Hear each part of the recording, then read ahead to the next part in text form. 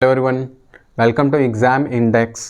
तो आज की जो हमारी वीडियो रहने वाली है वो रहने वाली है एक बहुत ही बड़े, बहुत ही पुराने ऐतिहासिक, सामाजिक और धार्मिक मुद्दे को लेकर। और यह मुद्दा है एक भूखंड को लेकर, एक ज़मीन को लेकर। अगर मैं इसमें बात करूं तो अब आप देखिए कि मैं बात कर रहा हूं भगवान श्री राम की जन्मस्थली के बारे में। आप सभी को पता है उत्तर प्रदेश के अयोध्या शहर के अंदर 22 जनवरी 2024 को जो है मूर्ति की प्राण प्रतिष्ठा की जाएगी और इसकी आप सभी को बहुत बहुत बधाइयाँ। अब देखिए कि अब हम इसके इतिहास के बारे में जानने की कोशिश करेंगे। तो इसका इतिहास 500 साल पुराना है। अगर मैं भगवान श्री राम की बात करूं तो ये तो बहुत ज़्यादा जो है पहले की बात है, पर मैं अब बात कर रहा हूं इस मंदिर को लेकर, इस जन्मस्थली को लेकर। अब आप देखिए कि अगर मैं जन्मस्थली की बात कर रहा हूं तो यह एक 500 साल का जो है इंतज़ार रहा है और इसके बाद जो हमें जीत मिल रही है वो मिल रही है 22 जनवरी 2024 में।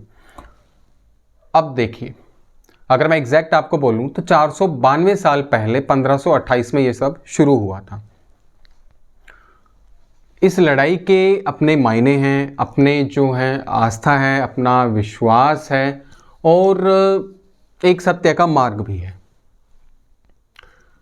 अब देखिए, बहुत कम लोगों को ये चीज़ मालूम होगी कि भगवान श्री राम का जो मंदिर है, यह मंदिर उनके पुत्र कुश ने बनवाया था। भगवान श्री राम जी के 2 पुत्र थे जिनमें कुश ने जो है इस मंदिर का निर्माण करवाया था और जिसे बाद में जो है बाबर द्वारा ध्वस्त कर दिया गया। जी हाँ, अब यहाँ बात चलेगी तो बाबर की। बाबर जो है एक मुग़ल सम्राट था। अब मैं बात करूं कि यह भारत में कैसे एंटर हुआ, तो इसके एंटर होने के पीछे जो है पानीपत का जो प्रथम युद्ध था, यहाँ से इसने भारत के अंदर एंट्री ली थी। और पानीपत का प्रथम युद्ध मुझे आपको बताने की ज़रूरत नहीं है कि किसके बीच में हुआ। यह इब्राहिम लोदी और बाबर के बीच में हुआ, जिसमें कि ऑब्वियसली बाबर जो है विजयी रहा और इसने भारत में एंट्री ली 1526 में। अब देखिए, 1526 से 1528 तक इसने राज किया था, जिसके दौरान जब 1528 में ये यहाँ आया अयोध्या में, और यहाँ आने के पश्चात इसने क्या किया था कि यहाँ जो राम जी का मंदिर था इस मंदिर को तुड़वाने के आदेश दिए थे अपने सेनापति मीर बाकी को।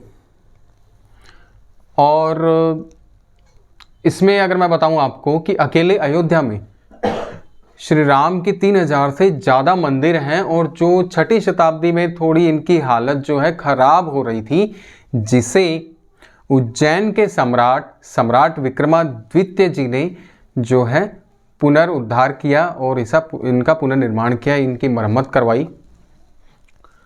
फिर हम बात करते हैं कि एक फैक्ट तो ये आता है बाबर को लेकर और दूसरा फैक्ट आता है जो स्थानीय पारंपरिक कथा में इसका जो है उल्लेख है। यहाँ नाम आता है औरंगजेब का। इस फैक्ट के दौरान जो है जब ईस्ट इंडिया कंपनी भारत में आई थी और उनके आने के पश्चात जो उनके सर्वेक्षक थे फ्रांसिस बुकनान, इन्होंने क्या किया कि अपने सर्वेक्षण में ये पाया और जो स्थानीय पारंपरिक कथा थी उसके जो उल्लेख किया गया है उसमें उन्होंने बताया, उनके अनुसार जो औरंगजेब है, औरंगजेब ने क्या किया कि जो भगवान श्री राम को समर्पित जो मंदिर था उसको ध्वस्त किया और यहाँ जो है बाबरी मस्जिद का निर्माण करवाया। तो ये 2 फैक्ट हमें देखने को मिलते हैं इतिहास को लेकर, और ज़्यादा जो लोकप्रियता मिलती है वो मिलती है औरंगजेब के फैक्ट को लेकर। ठीक है, तो हाँ, और इस फैक्ट की जो जानकारी है हमें पूर्व IPS अधिकारी किशोर कुणाल जी की पुस्तक अयोध्या रिविजिटेड के अंदर भी हमें देखने को मिलती है, जिसमें उन्होंने भगवान श्री राम जी के मंदिर और उनके जन्म से लेकर जो है बात रखी है, उन्होंने लिखी है। ठीक है, तो एक बार पुनः जो है मूर्ति प्राण प्रतिष्ठा के लिए आप सभी को बधाई। धन्यवाद।